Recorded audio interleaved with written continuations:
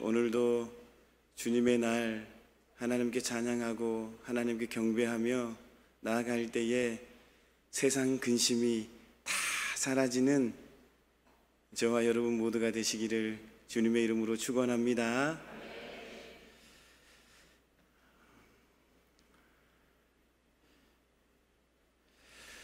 본문의 말씀은 우리가 너무나 잘 아는 말씀입니다. 어떻게 보면 우리가 너무나 잘 아는 야곱이라는 사람의 그 인생 가운데에 터닝 포인트가 되는 사건이 기록되어 있는 말씀이 아닌가 저 개인적으로는 생각해 봅니다. 파란만장한 야곱의 생애에 있어서 가장 극적인 전환을 가져온 한 사건을 기록하고 있습니다. 바로 얍본나루에서 하나님과 씨름하여 이기고 이스라엘이라는 새로운 이름을 얻은 사건입니다. 야곱에게 단순한 이름을 바꾸는 정도가 아니라 하나님 안에서 승리와 축복이 가득 찬 삶으로 변화하는 결과를 가져다 주었던 사건이기에 그렇습니다. 절망과 이기의 순간에서 승리자로 변화한 야곱, 그 변화의 동기가 된 얍본나루에서의 하나님과의 씨름 사건을 보여주는 말씀을 통하여 오늘 우리에게 주시는 말씀은 첫 번째는 모든 일의 우선순위는 바로 기도다라는 것입니다. 믿으십니까? 모든 일의 우선순위는 바로 기도이다. 본문 24절 말씀을 보면 모든 식솔들로 얍본나루를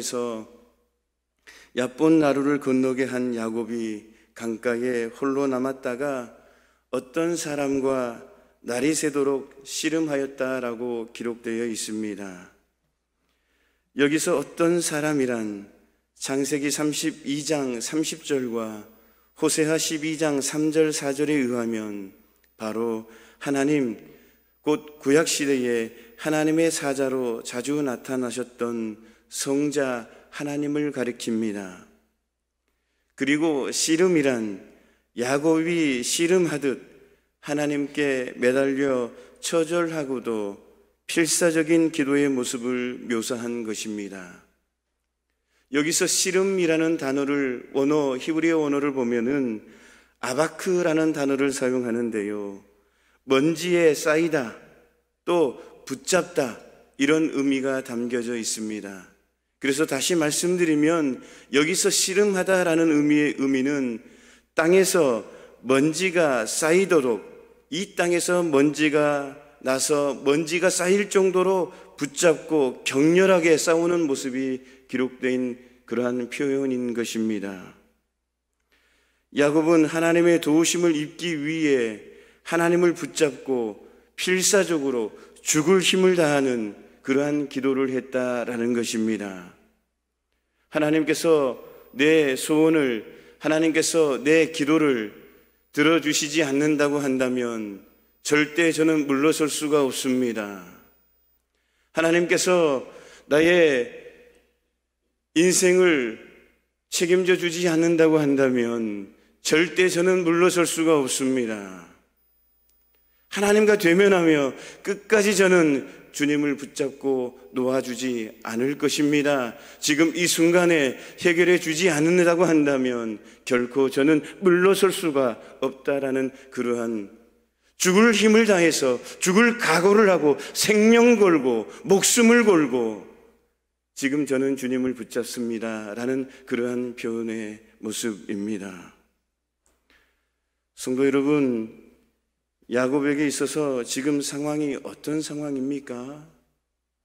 형 에서가 무장한 400명의 군사들을 자신을 죽이려고 오고 있는 상황 아닙니까? 인간적으로 본다면 지금 자기와 함께 하고 있는 종들을 무장시키고 방어막을 쌓고 어떻게 전투를 벌일 것인가, 어떻게 하면 형 에서를 이길 수가 있을 것인가, 형 에서의 공격을 막을 수가 있을 것인가, 작전을 짜야 되지 않겠습니까? 비핵하고 가장 적절한 전투 방법을 생각하고 내어서 전투를 해야 될 그런 생각을 해야 되지 않습니까? 작전을 짜기에 급급해야 했을 것입니다. 그럼에도 불구하고 야곱은 모든 것을 다 제쳐놓고 하나님 앞에 기도부터 했던 것입니다.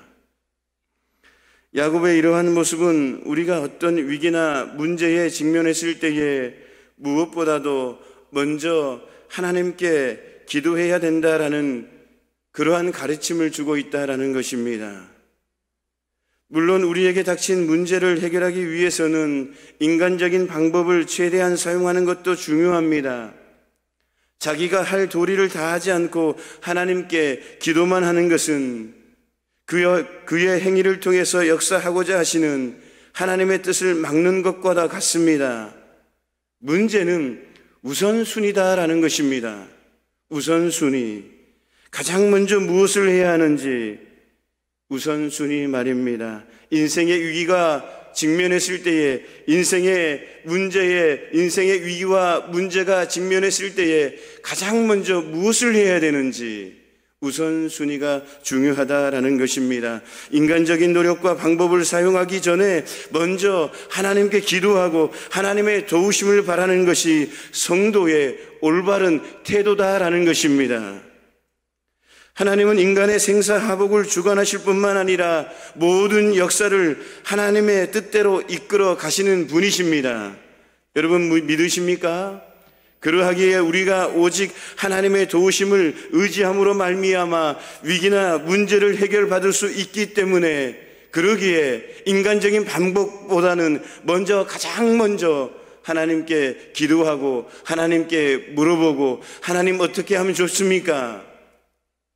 인간적인 방법은 이러한 방법들이 있는데 하나님은 어떻게 하면 좋겠습니까? 주님, 제가 어떤 방법으로 어떻게 해야만 이 위기를, 이 어려운 문제를 벗어날 수가 있고 해결받을 수가 있겠습니까? 순간적인 모면이 아니라 완전한 해결, 퍼펙트한 해결을 받을 수가 있습니까? 인간적인 방법을 모두 시도해 보다가 안 되니까 마지막으로 하나님께 매달리는 것은 전능하신 하나님을 무시하고 시험하는 지극히 불신앙적인 모습인 것입니다. 더구나 하나님을 의지하지 않고 인간적인 방법으로 문제를 해결하려는 모습은 어떠한 도움도 받지 못한다라는 것입니다. 기도하지 않고 지식으로만 해결하려고 하고, 기도하지 않고 경험과 기술로만 하려고 하면 오히려 고통만 더해진다라는 것입니다. 자꾸 사람의 방법으로, 자꾸 인간적인 방법으로, 그것은 안 된다라는 것입니다. 순간은 모면할 수 있지만 영원한 해결이 없다라는 것입니다. 그 순간은 넘어갈 수 있지만 완전한 해결이 없다라는 것입니다. 그러므로 성도 여러분, 모든 일에 먼저 하나님께 기도하시기를 바랍니다. 하나님께 먼저 도우심을 요청하고 우리의 할 일을 하면서 잠잠히 하나님의 역사를, 하나님의 기적을 기다리시기를 축원합니다. 하나님께서 가장 선하신 방법으로 이끌어 가실 줄로 믿습니다.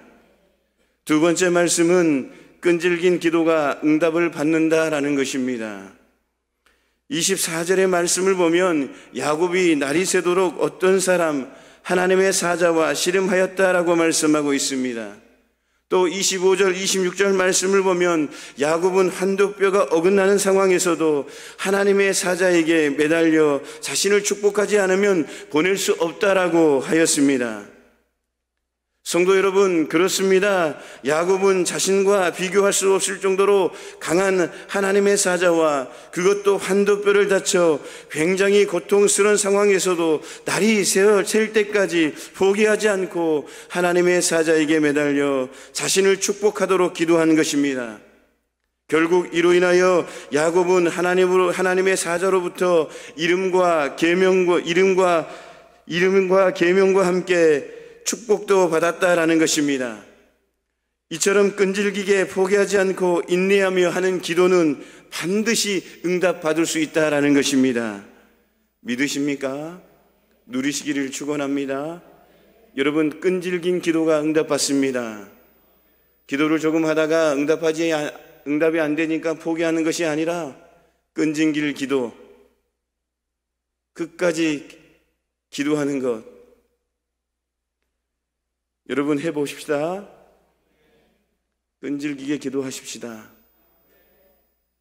앞서서 말씀드린 대로 필사적으로 죽을 힘을 다해 먼지가 쌓일 정도로, 흐트러진 먼지가 나는 것이 아니라 나는 그 먼지가 쌓일 정도로 하나님을 붙잡고 매달리면서 이루어질 때까지 끈질기게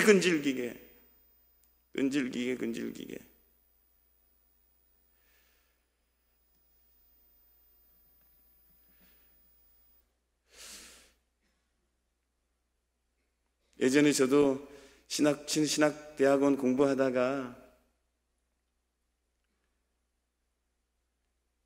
끈질기게 기도하는 적이 있었습니다.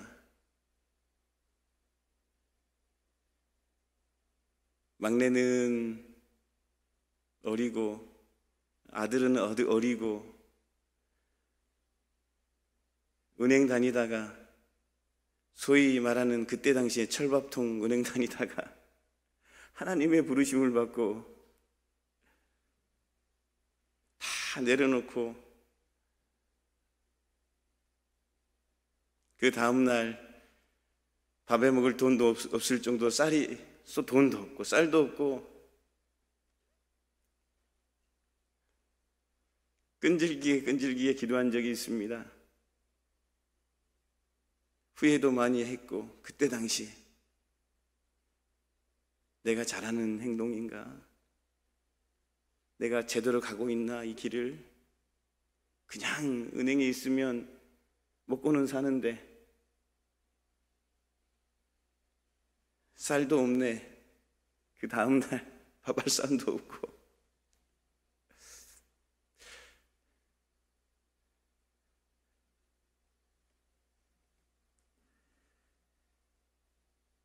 그때 기도할 때 이런 생각이 들었습니다.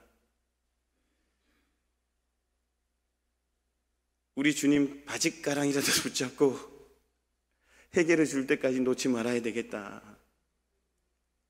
그런 생각으로 기도를 했습니다. 하나님은 신실하게도 그 기도를 들어주시고 지금 이 순간까지 쌀이 떨어지지가 않습니다. 제 사모가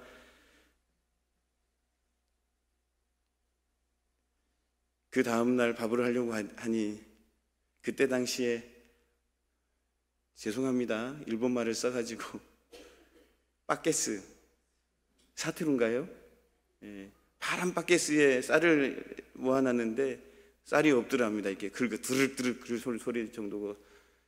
그렇게 그럴 때가 있었는데 우리가 기도하면서 했을 때 우리 주님 바짓가랑이라도 잡고 해결받을 때까지 놓지 말아야 되겠다. 그래서 생각지도 못하는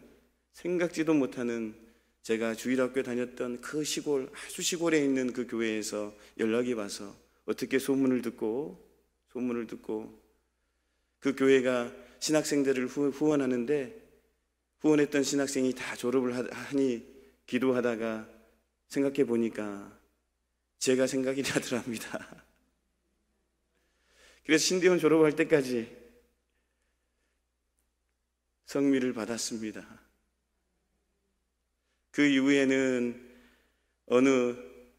제가 사랑하는 또 목사님 계시는데, 그 목사님도 개척교회인데 성도들이 주신 그 성미를 모아다가 우리 집에 갖다 주기도 하고, 지금까지도 한 번도 쌀이 떨어지지 않습니다. 하나님은 그런 분이십니다.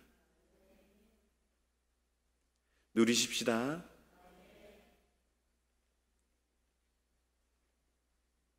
성도 여러분, 하나님이 어떠한 분이십니까? 하나님은 자기 백성에게 은혜 베푸시기를 즐겨하시는 자비로우신 분 아닙니까? 또한 하나님은 당신을 믿고 경외하는 사람들의 아버지 아니십니까? 그러한 하나님께서 끈질기게 기도하는 자녀에게 응답하지 않겠습니까? 반드시 응답해 주실 줄로 믿습니다. 하나님은 에레미야 29장 13절로 이렇게 말씀합니다. 너희가 온 마음으로 나를 구하면 나를 찾을 것이요 나를 만나리라. 이렇게 말씀하셨습니다. 그러므로 우리는 하나님께 기도하되 인내하며 간절하게 끈질기게 기도해야 될 줄로 믿습니다. 끈질긴 기도가 응답을 받는다라는 그러한 말씀입니다. 대부분의 성도들이 하나님께서 기도를 들어주실 것을 믿고 기도합니다. 그러나 문제는 항상 기도가 즉시 응답되지는 않는다라는 것입니다. 그리할 때에 많은 성도들이 낙심하여 기도를 중단하거나 심지어 믿음을 저버리는 경우도 있습니다. 내가 이렇게까지 기도했는데 들어주지 않아. 다른 사람 기도는 들어주는데 내 기도는 들어주지 않아. 나에게는 하나님이 없는 것 같아. 다른 자녀들은 다 잘 되는 것 같아. 왜 내 자녀는 되지 않아? 하나님은 내 자식은 사랑하지 않는 것 같아. 이러면서 낙심하며 믿음을 저버리는 경우가 많다라는 것입니다. 하지만 그것은 하나님께서 우리의 기도를 듣지 못하셨기 때문이 아니다라는 것입니다. 주님은 지금 이 순간도 우리의 기도를 듣고 계시는 줄로 믿습니다. 단지 가장 적당한 때에 응답을 주시기 위해 기다리시는 것입니다. 가장 적당한 때에, 나의 때가 아니라 하나님의 때에 응답하시려고 기다리시는 것입니다. 여러분, 굉장히 중요한 말씀입니다. 우리가 하나님 앞에 주님을 붙잡고 주님의 이름으로 열심히 끈질기게 생명 다해 기도할지라도 나의 때가 아니라 하나님의 때가 있다라는 것입니다. 하나님의 때에 가장 적절한 방법으로 그 은혜를 충분히 누릴 수 있도록, 자자손손 누릴 수 있도록 하나님께서 그 때를 기다리시고 지금도 기도를 듣고 계신다라는 것입니다. 그러므로 그 때를 기다리지 못하고 중도에 포기하는 사람은 스스로 응답과 축복의 기회를 포기하는 것과 같다라는 것입니다. 누가복음 18장 7절의 말씀을 보면 예수님은 항상 기도하고 낙심하지 말라라고 가르침을 주십니다. 예수님은 과부와 불효한 재판관 비유를 말씀하시면서 하물며 하나님께서 그 밤낮 부르짖는 택하신 자들의 원한을 풀어주지 아니하시겠느냐, 그들에게 오래 참으시겠느냐, 이렇게 말씀하십니다. 우리 주님은 그 기도를 들어주시기 위해서 오래 가지 않는다라는 것입니다. 가장 적절한 때이지만 하나님께서 또 가장 필요할 때에, 우리 기도가 우리에게 필요할 때에 가장 적절하게 하나님께서 응답하신다라는 것입니다. 그러므로 성도 여러분, 기도에 응답이 없다고 낙심하거나 실망하지 마시기를 바랍니다. 그럴 때일수록 더욱 열심히 끈기 있게 하나님께 구하시기를 바랍니다. 반드시 하나님의 응답을 받을 줄로 믿습니다. 지금 하나님의 응답이 바로 눈앞에 있음을 믿으시기를 주님의 이름으로 축원합니다. 약속에 신실하시고 자신을 찾는 사람을 외면하지 않으시는 하나님을 믿고 인내하며 끈질기게 기도함으로 말미암아 축복의 응답을 받는 저와 여러분 모두가 되시기를 주님의 이름으로 축원합니다. 마지막으로 하나님의 은혜를 입은 자는 더욱 겸손해야 된다라는 것입니다.